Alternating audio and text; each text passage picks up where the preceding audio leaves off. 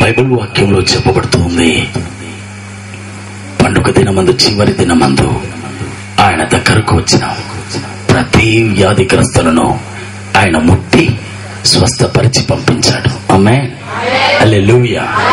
ఈ రోజును కూడా మనల్ని ఆశీర్వదించి మనల్ని స్వస్థపరిచి మనల్ని విడుదల చేసి ఇక్కడ నుంచి పంపబోతున్నాడు. ఆమేన్, హల్లెలూయా. నా ప్రియ సహోదరి సహోదరుడా, నీవు నేను ఆరాధించే దేవుడు ఎటువంటి దేవుడు? ఆయనను గురించి ఈరోజు మనం ధ్యానించబోతున్నాం. 1 యోహాను 4వ అధ్యాయంలో 8వ వాక్యము 16వ వాక్యము 2 వాక్యములో ఏదో ఒకటి చదవండి. దేవుడు ప్రేమ స్వరూపి. చాలు చాలు. నా ప్రియ సహోదరి సహోదరుడా, వాక్యం తేటగా చెప్పబడుతూ ఉంది. నీవు నేను ఆరాధించే యేసుక్రీస్తు ఆకాశాన్ని భూమిని సృష్టించిన సర్వశక్తుడైన దేవుడు. ఆయన ఎటువంటి దేవుడట? వాక్యం తేటగా చెప్పబడుతుంది, ప్రేమ స్వరూపి. ఆమేన్, హల్లెలూయా. వెనక భాగంలో ఉన్న వాళ్ళు హల్లెలూయా, హల్లెలూయా. ఆయన ప్రేమ స్వరూపి, ప్రేమ స్వరూపి. నా ప్రియ సహోదరి సహోదరుడా, ప్రేమకు ఒక రూపం ఉన్నట్లయితే అది నా యేసు మాత్రమే. చప్పట్లు కూడా దేవుని మహిమపరుస్తామా? హల్లెలూయా. ప్రేమకు ఒక రూపం ఉన్నట్లయితే అది యేసు, అది యేసు. అందుకే నా దేవుని యొక్క బైబిల్ గ్రంథం తేటగా చెప్పబడుతూ ఉంది, ఆయన ప్రేమ స్వరూపి. గత అనేక సంవత్సరముల క్రితం ఒక న్యూస్ పేపర్ లో జరిగిన ఒక యథార్థ సంభవం నేను చదివి ఆశ్చర్యపోయాను. ఒక చిన్న గ్రామం ఉందండి, భార్యాభర్త, 2 చిన్న పిల్లలు, ఒక చిన్న అందమైన కుటుంబం, చాలా సంతోషకరమైన కుటుంబం. ఆ యొక్క కుటుంబంలోని యజమానుడు తన గ్రామము నుంచి సుమారు 50 కిలోమీటర్ల దూరంలో ఉన్న ఒక పట్టణంలో వెళ్లి అతడు పనిచేస్తూ ఉన్నాడు ఒక కంపెనీలో. వారమునకు ఒక రోజు మాత్రం ఇంటికి వస్తాడు. శనివారం రోజు వచ్చి ఆదివారం రోజు సెలవు. ఆదివారం రోజంతా కుటుంబంతో సంతోషంగా ఉండి తిరిగి సోమవారం రోజు ఉదయకాలమనే వెళ్ళిపోతాడు. చాలా సంతోషకరమైన కుటుంబం, అందంగా చాలా సంతోషంగానే ఉన్నారు. రోజులు గడుస్తూ వచ్చాయి. ఒక రోజు అతడు కంపెనీలో పనిచేస్తూ ఉండగా హఠాత్తుగా తన గ్రామంలో నుంచి కొంతమంది సహోదరులు వచ్చి ఆ సహోదరుతో చెప్పారు, అయ్యా, నీ చిన్న కుమారుడు చనిపోయాడు, నీ చిన్న కుమారుడు చనిపోయాడు అని చెప్పిన వెంటనే తండ్రి హృదయం తట్టుకోలేకపోయింది. చిన్న కుమారుడు, 7 సంవత్సరములు కలిగిన చిన్న కుమారుడు. తండ్రి హృదయం తట్టుకోలేకపోయింది. నా కుమారుడు చనిపోయాడా? ఏంటయ్యా మీరు అంటున్నారు? ఏంటయ్యా మీరు అంటున్నారు? నిజమయ్యా, మీ చిన్న కుమారుడు చనిపోయాడయ్యా అని చెప్పారు. వెంటనే ఆ సహోదరుడు తట్టుకోలేక వెంటనే ఆ కంపెనీ నుంచి వచ్చేదాడు. తన గ్రామమునకు వచ్చి చూస్తే తన భార్య ఆ బిడ్డను పెట్టి ఏడుస్తూ ఉంది. సొంత వాళ్ళు బంధువులంతా వచ్చేస్తున్నారు, గ్రామస్తులంతా వచ్చి ఉన్నారు. ఆ బిడ్డ శవం అక్కడ ఉన్నప్పుడు అందరూ ఎలుగెత్తి ఏడుస్తూ ఉన్నారు. భయంకరమైన ఒక వేదనకరమైన సంభవం జరుగుతూ ఉంది. వెంటనే ఆ తండ్రి తన భార్య దగ్గర ఆ బిడ్డను చేపట్టుకుని తన హృదయంలో పెట్టి, నా కుమారుడా, నన్ను విడిచి వెళ్ళిపోయావా, నన్ను విడిచి వెళ్ళిపోయావా అని చెప్పి ఏడుస్తూ ఉన్నాడు. ఏడ్చి తన భార్యతో అన్నాడు, అమ్మా, ఎందుకమ్మా చనిపోయాడు, ఎందుకమ్మా చనిపోయాడు? గత వారంలో నేను చూసినప్పుడు బాగానే ఆడుకుంటూ బాగానే ఉన్నాడు కదా, ఏ రోగము ఏ వ్యాధి ఏది లేదు కదా, బాగానే కదా ఉన్నాడు, ఎందుకు హఠాత్తుగా చనిపోయాడు అని కన్నీరు విడుస్తూ అడిగాడు. ఆ తల్లి చెప్పింది, అయ్యా, నువ్వు వెళ్ళిన తర్వాత బాగానే ఉన్నాడయ్యా, ఈ రోజు కూడా ఆడుకుంటూనే ఉన్నాడయ్యా పిల్లలతో కూడా. హఠాత్తుగా ఇంటి దగ్గరకు వచ్చి మూర్చపడిపోయి కింద పడిపోయాడు. నేను వెంటనే పక్కన ఉన్న ఒక దుకాణముకు వెళ్లి అక్కడ ఒక గోలీ సోడా తీసుకుని వచ్చి ముఖమునకు చల్లి ఎన్నో చూసి చేశాను, కానీ వెంటనే అతని యొక్క ప్రాణం పోయిందని చెప్పి అందరూ అంటున్నారు. నా కుమారుడు చనిపోయాడు, నా కుమారుడు చనిపోయాడు అని చెప్పి తల్లిదండ్రులు ఇద్దరు ఎలుగెత్తి ఏడుస్తూ ఉన్నారు. ఆ బాధను ఎవరితో చెప్పుకోలేక అందరూ కుమిలిపోయి ఆ గ్రామమే ఆ యొక్క చిన్న కుమారుడు కొరకు కన్నీరు విడిచి వేదన పడ్డారు. ఇంకా ఏం చేయగలం? చనిపోయిన కుమారుడు తిరిగి రాలేడు, ఏం చేయగలం?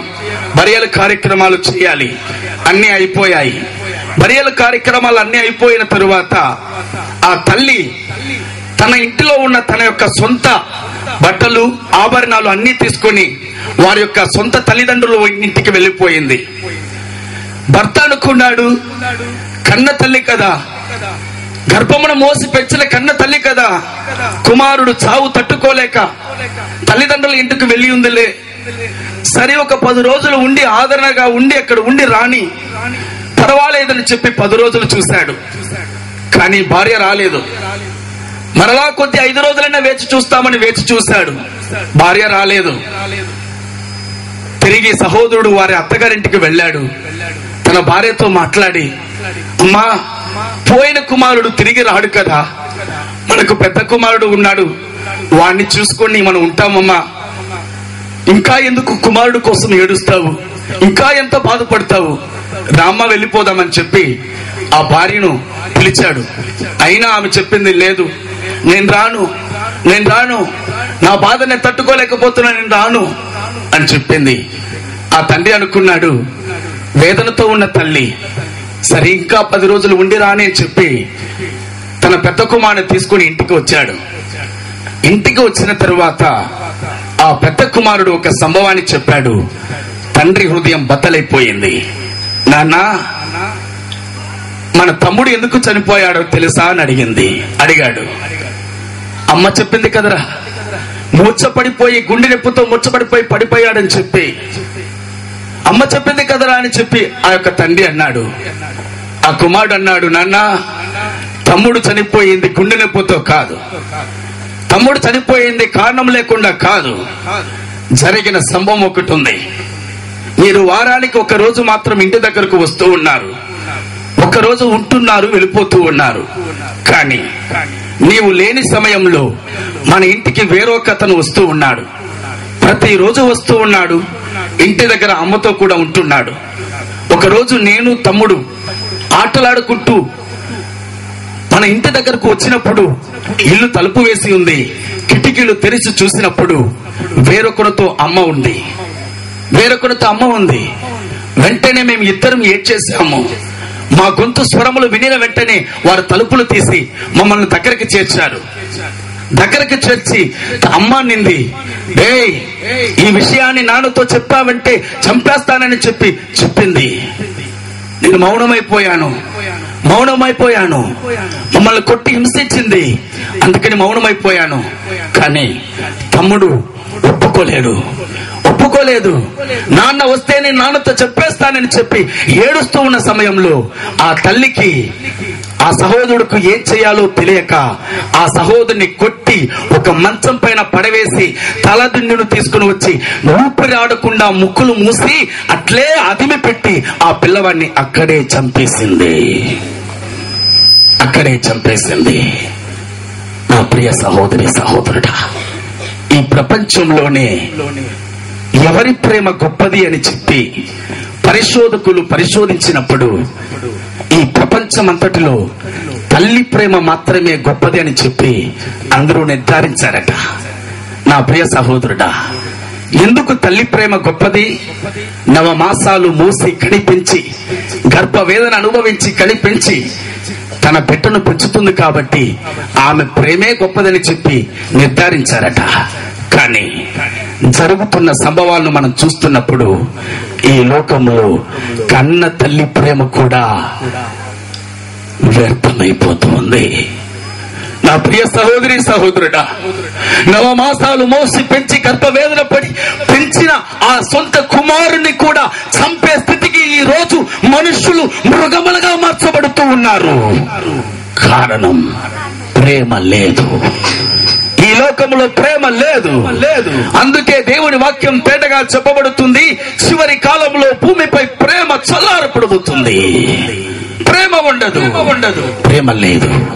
నా ప్రియ సహోదరి సహోదరుడా, నీవు నేను ఆరాధించే దేవుడు ఎటువంటి దేవుడో తెలుసా? ప్రేమ స్వరూపి. హల్లెలూయా, హల్లెలూయా. నీవు నేను ఆరాధించే యేసుక్రీస్తు యొక్క ప్రేమ ఎంత గొప్పదో తెలుసా? రోమాపత్రిక 8వ అధ్యాయంలో 32వ వాక్యం తేటగా చెప్పబడుతుంది. తండ్రి అయిన దేవుడు తన సొంత కుమారుడిని కూడా చూడకుండా మన కోసం ఈ లోకానికి పంపించి తన ప్రాణాన్ని పెట్టడానికి సిద్ధపడిన ఏకైక ప్రేమ యేసు ప్రేమ. చప్పట్లు కొట్టరా? హల్లెలూయా, హల్లెలూయా. ఈ లోకం అనుకుంటూ ఉంది, అయ్యా తల్లి ప్రేమ గొప్పది, తండ్రి ప్రేమ గొప్పది, రక్త సంబంధుల ప్రేమ గొప్పదని.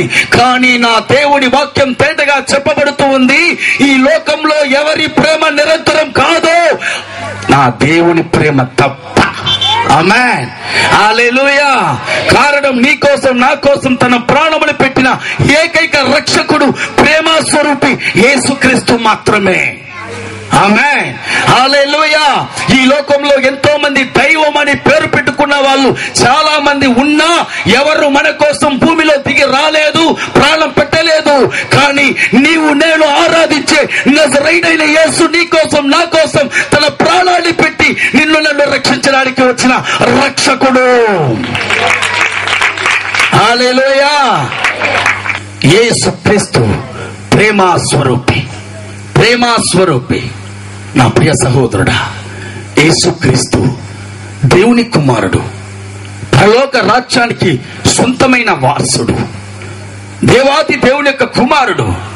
కానీ ఈ లోకానికి మానవ రూపిగా పుట్టి తాను ఎవ్వరూ అనుభవించని భయంకరమైన శిలువ మరణమును, భయంకరమైన ముళ్ళ కిరీటాన్ని తలపైన మోసుకుని కాళ్ళల్లో చేతుల్లో చేతులతో కొట్టబడిన వాడే, 39 కొరడా దెబ్బలు సహించిన వాడే, శరీరమంతా మాంసములుగా చీల్చబడిన వాడే, రక్తమంతా చిందింపబడి మన కోసం తన ప్రాణం పెట్టడానికి సిద్ధపడిన, ప్రాణం పెట్టి తిరిగి లేచిన ఆ ప్రేమ స్వరూపి యేసు మాత్రమే.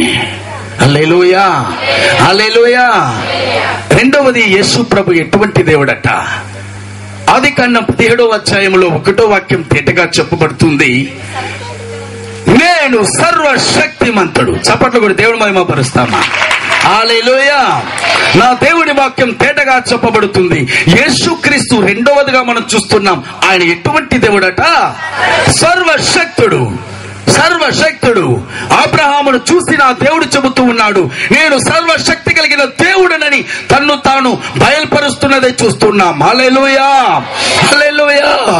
నీవు నేను ఆరాధించే దేవుడు సర్వశక్తుడు, సర్వశక్తుడు. ఈ లోకములో ఆయనకు అసాధ్యమైనది ఏమీ లేదు. ఆమేన్, ఆమేన్, హల్లెలూయా.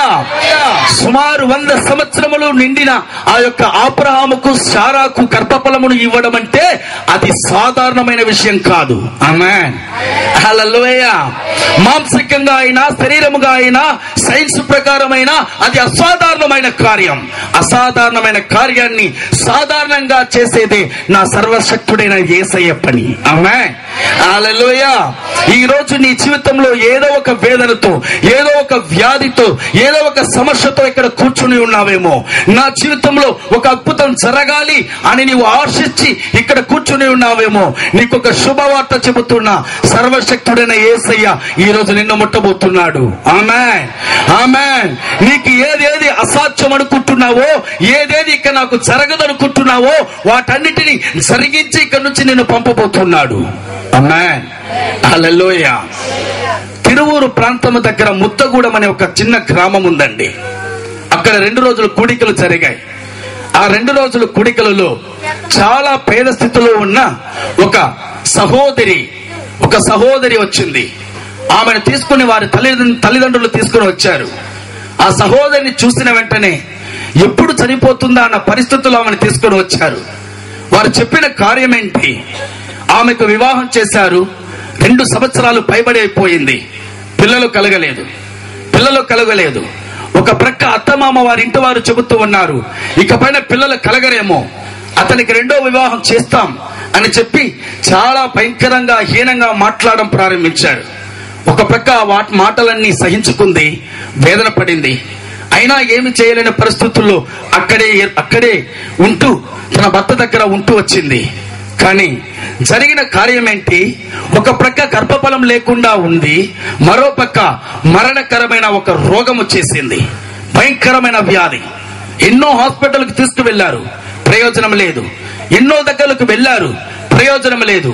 చివరకు ఆ భర్త అనుకున్నాడు, ఇకపైన ఈ అమ్మాయి బ్రతకదు, ఈ అమ్మాయి ఇక్కడే చనిపోతే వాళ్ళ యొక్క ఇంటి వారు ఎవరైనా కేసు పెట్టినట్లయితే మనందరినీ కుటుంబంను ఎత్తి జైల్లో వేసేస్తారు. ఏం చేస్తామని చెప్పి ఆలోచన చేశారు కుటుంబం అంతా. ఈ అమ్మాయిని ఇక్కడ ఉండించడం వృధా, ఈ అమ్మాయి బ్రతకదు, ఇకపైన బ్రతకదు, ఈ అమ్మాయిని వారి ఇంటికే పంపించేస్తామని చెప్పి నడవలేని పరిస్థితి, లేవలేని పరిస్థితి, ఎముకలు మాత్రమే ఉన్నాయి, శరీరం అంతా క్షీణించిపోయింది, కళ్ళంతా పీల్చుకొని పోయింది, శరీరంలో ఒక మాంసపు ముక్క కూడా లేని పరిస్థితిగా మార్చబడింది. ఆటోలో తీసుకుని వచ్చి వారి ఇంట్లో వదిలేశారు. ఇకపైన మీ కుమార్తె బతుకుతుందో మాకు తెలియదు, దీనికి మాకు సంబంధం లేదని చెప్పి వారి భర్త వారు, అత్తవారు అందరూ ఇంటికి వెళ్లిపోయారు. తల్లిదండ్రులకు ఏం చేయాలో తెలియని పరిస్థితి. అటువంటి పరిస్థితుల్లోనే ఈ 2 రోజులు కూడికలు జరుగుతూ ఉన్నది విని ఆ కూడికల్లోకి ఆ సహోదరిని అందరూ ఎత్తుపట్టుకొని వచ్చారు. వాక్యం అంతా అయిన తర్వాత చివరిగా ప్రార్థన చేసినప్పుడు నా దేవుని శక్తి దిగి వచ్చింది. సర్వశక్తుడైన దేవుడు యెహోవా దేవుడు, సర్వశక్తుడైన యేసు దిగి వచ్చాడు, పరిశుద్ధాత్మ మహిమ దిగి వచ్చింది.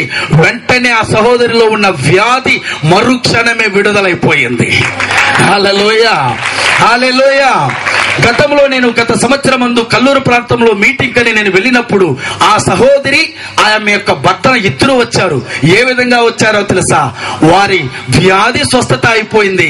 రెండోది వారి చేతిలో మంచి బిడ్డతో కూడా వచ్చారండి. హల్లెలూయా, హల్లెలూయా. ఏదైతే జరగదనుకున్నారో, ఏదైతే అసాధారణం అనుకున్నారో దాన్ని నా దేవుడు సాధ్యపరిచి నీవు కూడా బ్రతకగలవు, నీవు కూడా ఒక కొత్త జీవితాన్ని నేను ఇవ్వగలను అని చెప్పి నా దేవుడు వారిని ఆశీర్వదించాడు. ఆమేన్, హల్లెలూయా. నా ప్రియ సహోదరి సహోదరుడా, నేను వాక్యోపదేశం చేస్తున్న నా యేసు ఎటువంటి దేవుడో తెలుసా? ఆయన సర్వశక్తుడైన దేవుడు, సర్వశక్తుడైన దేవుడు. ఆయనకు అసాధ్యమైన కార్యం అంటూ ఈ లోకంలో ఏమీ లేదు. నీవు అనుకోవచ్చు నా జీవితం ఏ విధంగా మారుతుందో, నా అప్పుల సమస్య ఏ విధంగా మారుతుందో, నా వ్యాధి ఏ విధంగా స్వస్థత అవుతుంది, నా సమస్య ఏ విధంగా తీరుతుంది. ఒకవేళ నీ సమస్య నీకు పెద్దదిగా కనబడవచ్చు, కానీ నా దేవునికి అది సాధ్యమైన కార్యం. హల్లెలూయా, హల్లెలూయా. నా దేవునికి అసాధ్యమైనది ఈ లోకంలో ఏమీ లేదు. నా దేవునికి అసాధ్యమైనది ఏమీ లేదు. నీ సమస్య ఎంత పెద్దదైనా సరే, ఇప్పుడు నా యేసు నిన్ను ముట్టి నిన్ను బాగు చేసి నీ సమస్య నుంచి నీకు ఒక పరిష్కారాన్ని ఇవ్వగలిగిన ఏకైక యేసు నా యేసు మాత్రమే. సరే సరే, మొట్టమొదటిగా మనం చూసాం ఆయన ప్రేమ స్వరూపి.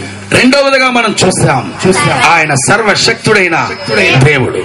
చివరి అంశంగా ఒకే ఒక కార్యాన్ని మనం చూసి మనం ప్రార్థన చేయబోతున్నాం. నా ప్రియ సహోదరి సహోదరుడా, మలాఖీ క్రింద 3వ అధ్యాయంలో 6వ వాక్యం చెప్పబడుతూ ఉంది, యెహోవానగు నేను మార్పు లేని దేవుడను. చప్పట్లు కూడా దేవుని మహిమ పరుస్తాను. హల్లెలూయా, హల్లెలూయా. నా దేవుడి వాక్యం తేటగా చెప్పబడుతుంది, ఆయన మార్పు లేని దేవుడు, ఆయన మార్పు లేని దేవుడు. అప్పుడు ప్రేమ స్వరూపిగా ఉన్న దేవుడు ఇప్పుడు ప్రేమ స్వరూపిగానే ఉన్నాడు. ఆమేన్, హల్లెలూయా. ఆయన ప్రేమలో మార్పు లేదండి, ఆయన ప్రేమలో మార్పు లేదు. అంతేకాదు ఆయన శక్తిలోను మార్పు లేదు. ఆమేన్, హల్లెలూయా. అబ్రహామును ఆశీర్వదించిన దేవుడు ఈ రోజు నిన్ను కూడా ఆశీర్వదించడానికే ఈ కూడికలో ఈ చివరి దినమందు నా యేసు నీతో కూడా నీ దగ్గర నిలబడి ఉన్నాడు. ఆమేన్, హల్లెలూయా. నా ప్రియ సహోదరి సహోదరుడా, అబ్రహామును ఆశీర్వదించిన దేవుడు ఈ రోజు నిన్ను కూడా ఆశీర్వదించడానికి ఆయన మార్పు లేని దేవుడై ఉన్నాడు. ఆమేన్, హల్లెలూయా. అబ్రహామును చూసి అన్నాడు నా దేవుడు, ఆకాశ నక్షత్రాల వలె నీ సంతతిని విస్తరింపజేస్తానని, సముద్రపు తీరములో ఉన్న ఇసుక రేణువుల వలె నీ వంశాన్ని, నీ సంతతిని ఆశీర్వదిస్తానని నా దేవుడు వాగ్దానం చేశాడు. అదే రీతిగానే నా దేవుడు అనుగ్రహించాడండి. 100 సంవత్సరాలైనా అతని జీవితంలో దేవుడిచ్చిన వాగ్దానం చొప్పున దేవుడు ఆశీర్వదించాడు. దేవుడు చెప్పిన రీతిగా దేవుడి యొక్క ఆశీర్వాదం మహిమగా మార్చబడింది. దేవుని వాక్యం చెప్పబడుతుంది, అబ్రహాం తన చుట్టుపక్కన ఉన్న అన్ని ప్రాంతాల్లో కన్నా ఒక మహిమ కలిగిన ఐశ్వర్యవంతుడుగా మార్చబడ్డాడు. హల్లెలూయా. ఇంత గొప్పగా దేవుడు ఆశీర్వదించాడు అని చెప్పి వాక్యంలో మనం చూస్తున్నాం. సరే, పర్వాలేదు అయ్యా, అబ్రహామును దేవుడు వాగ్దానం చేశాడు, నిన్ను ఆశీర్వదిస్తానని. ఆశీర్వదించాడు, నిజమే. కానీ నన్ను కూడా ప్రభు ఆశీర్వదిస్తాడని చెప్పే కదా ఆశీర్వదించాడు. నిన్ను కూడా ఆశీర్వదిస్తానని చెప్పే కదా నన్ను పిలిచాడు. కానీ నా జీవితంలో ఇంకా ఆశీర్వాదాన్ని నేను పొందలేకపోతున్నానే. ఈ పరిపూర్ణమైన దేవుని యొక్క ఆశీర్వాదం నేను పొందాలంటే నేను ఏం చేయాలి? అబ్రహామును ఆశీర్వదించిన దేవుడు నన్ను కూడా ఆశీర్వదించాలంటే నేనేం చేయాలి? మార్పు లేని దేవుడు కదా అబ్రహాముకు. మార్పు లేని దేవుడు ఇప్పుడు కూడా మార్పు లేదు కదా. ఆయన శక్తిలో మార్పు లేదు కదా. ఆయన ప్రేమలో మార్పు లేదు కదా. ఇప్పుడు నేను ఎందుకు ఆశీర్వదింపబడలేదు? నేను ఆశీర్వదింపబడాలంటే నేను ఏం చేయాలి? నేను కూడా ఆశీర్వాదం పొందాలనే ఈ కూడికి వచ్చి ఉన్నానయ్యా. నేను కూడా ఆశీర్వదింపబడాలనే సంఘానికి వెళుతూ ఉన్నానయ్యా. నా కుటుంబం కూడా ఆశీర్వదింపబడాలనే ఉపవాసం ఉండి కన్నీరు విడిచి ప్రార్థన చేస్తూ ఉన్నానయ్యా. కానీ ఆశీర్వాదాన్ని నేను పొందలేకపోతూ ఉన్నానే. ఈ ఆశీర్వాదాన్ని పొందాలంటే నేనేం చేయాలి? నేనేం చేయాలి? వాక్యం చెబుతూ ఉంది, ఆయన నేడు ఈరోజు ఎన్నటికీ ఏకరీతిగా ఉన్న దేవుడు. ఆ రోజు ఆశీర్వదించి నిజమైతే ఈ రోజు కూడా ఆశీర్వదించు నిజం. ఆమేన్. మార్పు లేని దేవుడు. ఇంకా తేటగా చెప్పబడుతుంది, నేను అబద్ధమాడడానికి నరుడు కాదు అని నా దేవుడు తేటగా చెబుతూ ఉన్నాడు. ఆయన వాగ్దానం చేసిందంటే చేసినట్లే. ఆమేన్, ఆమేన్. కానీ ఈ వాగ్దానం నేను ఎందుకు స్వతంత్రించుకోలేకపోతున్నాను? ఈ ఆశీర్వాదాన్ని నేను ఎందుకు స్వతంత్రించుకోలేకపోతున్నాను? ఈ ఒక్క కార్యాన్ని ఈ రాత్రి మనం చూసి మనం ప్రార్థన చేయబోతున్నాం. ఆమేన్, హల్లెలూయా. ఆశీర్వాదం పొందడం ఎలా? ఆశీర్వాదాలు స్వతంత్రించుకోవడం ఎలా? ఏం చేస్తే ఆశీర్వాదం పొందగలం అని ఓ వ్యక్తిని మనం చూడబోతున్నాం. దయచేసి ఆదికాండం పుస్తకంలో 32వ అధ్యాయమందు 26, 27 వాక్యాలు దయచేసి చదవండి. ఆయన తెల్లవారుచున్నది గనుక నన్ను పోనిమ్మనగా అతడు నీవు నన్ను ఆశీర్వదించితే కాని నిన్ను పోనీయనను.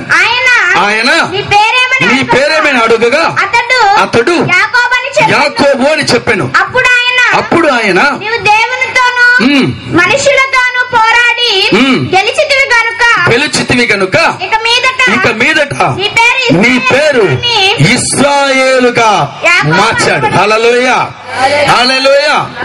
నా ప్రియ సహోదరి సహోదరుడా, ఇక్కడ ఒక వ్యక్తిని గురించి మనం చూస్తూ ఉన్నాం. అతని పేరు యాకోబు. యాకోబు అనే ఓ వ్యక్తిని గురించి ఇక్కడ మనం చూస్తున్నాం. బైబిల్ గ్రంథంలో ఈ సంభవాన్ని మీరు గమనించినట్లయితే, యాకోబు తన భార్యలను, తన దాసులను, తన కుమారులను అందరినీ తీసుకుని అతను యబ్బోకు రేవు దాటి ప్రయాణమైపోతూ ఉన్నాడు. యబ్బోకు రేవు దాటి ప్రయాణమైపోతూ ఉన్నాడు. ప్రయాణమైపోతూ ఉన్న సమయంలో యాకోబు అనుకుంటూ ఉన్నాడు, అయ్యా, నా జీవితంలో పరిపూర్ణమైన ఆశీర్వాదాన్ని నేను పొందలేకపోతున్నానే. ఈ ఆశీర్వాదాన్ని నేను పొందాలి. నేను ఏ విధంగానైనా సరే ఆశీర్వదింపబడాలి. ఏ విధంగానైనా సరే దేవుడిచ్చే ఆశీర్వాదాన్ని నేను పొందుకోవాలి. మా తండ్రి గారు ఇచ్చిన ఆశీర్వాదం కన్నా, మా సహోదరి దగ్గర నుంచి నేను తీసుకున్న ఆశీర్వాదం కన్నా దేవుడిచ్చిన ఆశీర్వాదం నాకు కావాలి. దేవుడి చేత నేను ఆశీర్వదింపబడాలి. దేవుడి దగ్గర నేను ఆశీర్వదింపబడాలి. దానికి ఏం చేయాలి? ఏ విధంగానైనాను ఆ ఆశీర్వాదాన్ని నేను స్వతంత్రించుకోవాలని చెప్పి తన మనస్సంతా ఆశీర్వాదాన్ని స్వతంత్రించుకోవాలి అన్న ఏక లక్ష్యముతో అతడు యబ్బోకు రేవును దాటుతూ ఉన్నాడు. దాటుతూ ఉన్న సమయంలో అతడు అనుకున్నాడు, ఈ రాత్రి ఏ విధంగానైనా సరే నేను ఆశీర్వదింపే బడి ఇక్కడి నుంచి నేను వెళ్ళాలి. ఆమేన్, ఆమేన్, హల్లెలూయా. ఈ రోజు యాకోబు వలె ఎంతమంది ఇక్కడ ఉన్న వాళ్ళు యాకోబు వలె నేడు కూడా ఈ రాత్రి ఆశీర్వదింపబడే వెళ్ళాలి. ఆమేన్, ఆమేన్, ఆమేన్, ఆమేన్. నేను కూడా చెప్పండి అందరూ, నేను కూడా ఆశీర్వదింపబడి వెళ్ళాలి. ఆమేన్. ఒట్టి చేతులతో పోకూడదు. ఆమేన్, హల్లెలూయా. ఆశీర్వదింపబడి వెళ్ళాలి. ఆమేన్, ఆమేన్. యాకోబు అనుకున్నాడు, ఈ రాత్రి ఏ విధంగా నేను ఆశీర్వదింపబడే వెళ్ళాలి అని నిర్ణయించుకున్నాడు. వెంటనే ఆ యబ్బోకు రేవు దాటుతూ తన పిల్లలను, భార్యలను అందరినీ పంపించేసి మీరందరూ వెళుతూ ఇక్కడే ఉండండి, నేను మరలా వస్తానని చెప్పి అతడు వారిని దాటించి తిరిగి అతడు ఏం చేశాడు, ఎప్పోకు రేవు దగ్గరకు వచ్చాడు. వచ్చి మోకాళ్ళు వేశాడండి. రాత్రి అంతా పోరాడుతూ ఉన్నాడు దేవునితో. ప్రభువా, నీవు నన్ను ఆశీర్వదించితే కానీ నేను నిన్ను పోనివ్వను, నేను వదలను. నీవు నన్ను ఆశీర్వదిస్తే తప్ప నేను నిన్ను వదలను. దేవుడు అంటూ ఉన్నాడు, తెల్లవారుతుంది, రాత్రంతా నా కాలు పట్టుకునేశావు, రాత్రంతా నన్ను వదలడం లేదు, నన్ను పోనీకుండా ఉన్నావు, నన్ను వదలు, నేను వెళ్ళాలి, తెల్లవారుతుంది, నేను వెళ్ళాలి అంటున్నాడు దేవుడు. కానీ యాకోబు అంటున్నాడు, లేదు, నేను నిన్ను వదలను, నీవు నన్ను ఆశీర్వదిస్తే తప్ప నేను నిన్ను విడవను. దేవుడు అనుకున్నాడు, యాకోబు యొక్క పట్టుదల, అతనిలో ఉన్న ఒక నిర్ణయం ఎంత గొప్పది. తన భార్య, పిల్లలందరినీ ఆ రేవు దాటి పంపించేశాడు. ఇప్పుడు ఈ వ్యక్తి మాత్రం ఏం చేస్తున్నాడు, ఆశీర్వాదం కోసం పోరాడుతూ ఉన్నాడు. దేవుడు చూశాడు, సమయం అవుతుంది, ఇకపైన సమయం లేదు. వెంటనే దేవుడు అడుగుతున్నాడు, ఈ రాత్రి నిన్ను ఆశీర్వదించి పంపుతా, కానీ ఈ రాత్రి నిన్ను ఈ కూటమిలో నుంచి ఆశీర్వదించే పంపుతా, కానీ ఈ ఎప్పోకు రేవులో నుంచి నిన్ను ఆశీర్వదించే పంపుతా, కానీ నీ పేరేంటి? నీ పేరేంటో చెప్పు, నేను నిన్ను ఆశీర్వదిస్తా. నీ పేరేంటో చెప్పు, నేను నిన్ను ఆశీర్వదిస్తా. యాకోబు పేరు దేవునికి తెలుసా తెలియదా? ఆకాశ నక్షత్రాలనే పేరు పెట్టి పిలిచే దేవుడు నా దేవుడు. ఆమేన్. హల్లెలూయా. అటువంటి సర్వశక్తుడైన దేవుడికి మన మానవ రూపాలు ప్రతి ఒక్కరిని పేరు పెట్టి పిలిచే దేవుడు, మనల్ని సృష్టించిన దేవునికి యాకోబు పేరు తెలుసా తెలియదా? తెలుసు. తెలిసినా కూడా ఎందుకు యాకోబును చూసి అడుగుతున్నాడు, నీ పేరేంటో చెప్పు, నేను ఆశీర్వదిస్తా. రాత్రంతా నా కాళ్ళు పట్టావు, పోరాడుతున్నావు, పర్వాలేదు, గట్టిగా పోరాడావు, పర్వాలేదు, కానీ నేను ఆశీర్వదించాలంటే నీ పేరేంటో చెప్పు. యాకోబు యొక్క హృదయం తత్తరలిపోయింది. ఇంతసేపు అతను అనుకుంటూ ఉన్నాడు, ఆశీర్వాదం కోసం దేవుడి పాదాలు పట్టానని. కానీ నా దేవుడు చెబుతూ ఉన్నాడు, నేను ఆశీర్వదించాలంటే నీ పేరు చెప్పందే, నేను ఆశీర్వదించను. నీ పేరు చెప్పు. యాకోబు హృదయం బద్దలైపోయింది. ఆలోచన చేస్తున్నాడు, ఫ్లాష్ బ్యాక్, వెనక జరిగిన కార్యాలు ఆలోచన చేస్తూ ఉన్నాడు. తన సహోదరుడికి రావలసిన ఆశీర్వాదాన్ని తాను దొంగతనంగా తండ్రి దగ్గర కొల్లగొట్టిన ఆ మోసపరతమైన ఆ యొక్క హృదయాన్ని ఎరిగిన యాకోబు, తన సహోదరుని, సొంత సహోదరిని ఏమార్చిన, మోసం చేసిన యాకోబు తన పేరు చెబుతూ ఉన్నాడు, నేను మోసగాడిని. అయ్యా, నా పేరు యాకోబు. యాకోబు అంటే అర్థం ఏంటి? మోసగాడు. నేను ఒక మోసగాడిని, నేను ఒక దొంగను. నా తండ్రిని మోసం చేశాను, నా సహోదరిని మోసం చేశాను, నా మామను కూడా మోసం చేశాను. అయ్యా, నేను మోసపూరితమైన జీవితాన్ని జీవించిన ఒక మోసగాడిని.